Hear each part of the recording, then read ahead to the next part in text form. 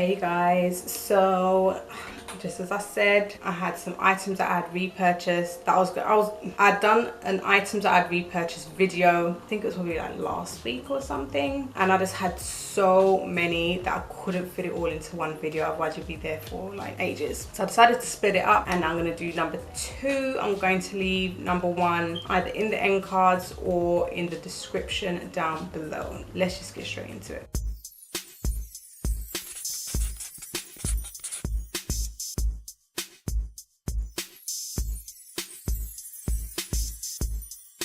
Right, so the first thing is the T-Zone Blackhead Fighting Facial Scrub. This I got at the pound shop. I've purchased this a couple of times, and I just find that this really helps whenever I have redness all over my skin, because obviously the green helps to soothe the redness, and also it has like fine beads or whatever you want to call it, the little scrub bits inside. Those can be a little bit abrasive, especially as now I've found that using a sugar lip scrub with a facial cleanser will do the job just as well. But this is if you want to kind of like deep clean and get all of that grime out. There's not as many beads as say the sugar in the lip scrub would have, and I think that's kind of good for this situation because it's so abrasive. I just don't really want to be like destroying my skin with so many abrasive beads all over my face, just like going at it. But whenever I have redness, I definitely pull this out, and I've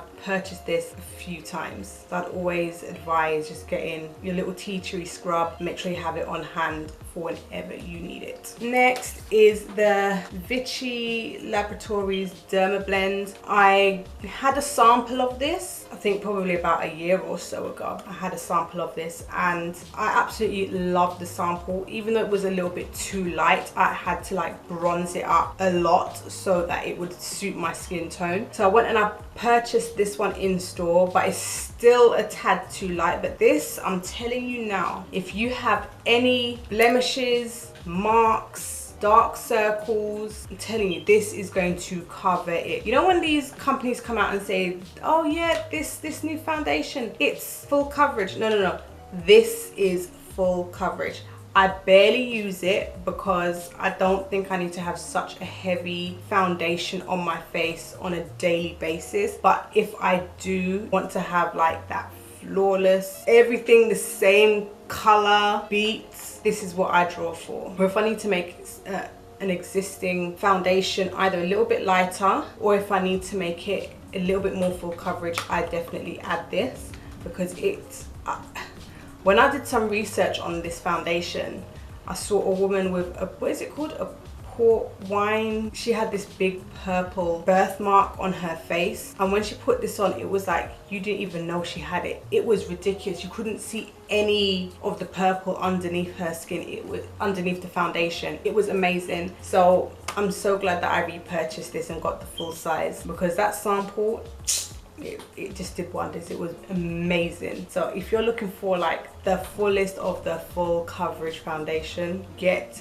this foundation. Oh, the Brow Artist by L'Oreal. This one's in brunette. I absolutely love this. I don't even know how many of these I've had. I don't even know. I've had the black ones, I've had the blonde ones, I've got the brunette ones, the soft brown ones. I've had so many of these, and I've literally just repurchased this again. So as soon as I run out of this, which I will soon because I never use the wax. So this is probably about to be finished because I never ever use the wax. I love the brush on this side. I always use it to fade out the beginning of my brow, and I also use it to do the line in the corner of the brow, like the tail end. Absolutely love this, and I think it's not even that expensive either. I think I just need to stock up and buy a few because I definitely prefer brow pencils over pomades and brow gels and stuff like that. Even though I will use them every once in a while, pencil will never do me wrong. Oh, next is the Barry M Mist and Fix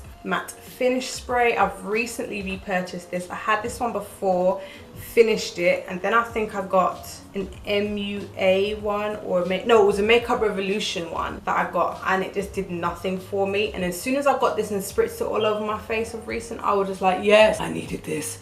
I've been missing you. And this is only like £5. It's not even that expensive. And Superdrug are like doing a 3 for 2 at the moment. So some of these things that I'm mentioning, like the brow pencil, this, you can get them in 3 for 2 and you're not breaking the bank. Oh, the Olay Reveal. Now this is a small version, and I've only ever repurchased the sample sizes. I had one from a subscription box. Absolutely loved it because this is color correcting. So when you squirt it out, it has like different color, like little beads, I think it is, and whenever I just put that all over my skin, it just helps to even everything out. It's just so beautiful. I need to get the full size because having the sample sizes is fine, but I just kind of think that I just need to invest in the full size one time and done, but I just haven't done it yet. I think it's because of the price. It is a little bit on the expensive side and I can only really afford the samples, so I just keep on repurchasing samples.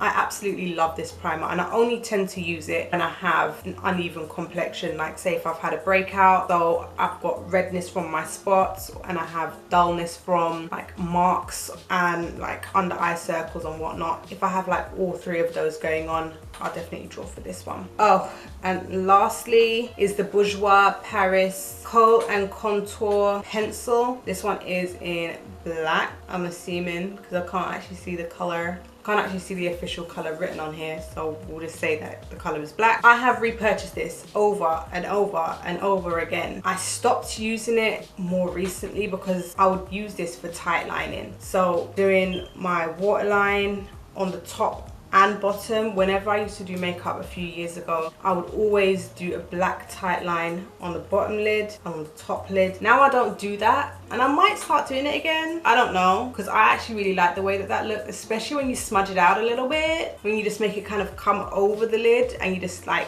smudge it out, it looks gorgeous. So I might start tight lining again, but I'm not 100% sure. But I bought countless amounts of these pencils and I ran through every single one, and without hesitation I would always find myself back at Superdrug rebuying this same pencil because it's black as black. Oh, and you know what I used to do as well? I used to use the Collection 2000 liquid eyeliner, and I'd just go over it a little bit, because when you do that it kind of like seals it in, because the liquid eyeliner dries, so the pencil eyeliner underneath it, it's not going anywhere. But whenever I used to use the liquid eyeliner to tight line on its own, because the applicator was so thin, it wasn't giving me, like, it wasn't spreading over my waterline as much as it would with this, because I think it just covers more surface area. But definitely try going over your pencil eyeliner with your liquid eyeliner and it will last all day. So that was the second installment of items that I have repurchased over and over and over and over and over and over again. I hope you found this useful. If you like this video, give it a thumbs up. Don't forget to subscribe,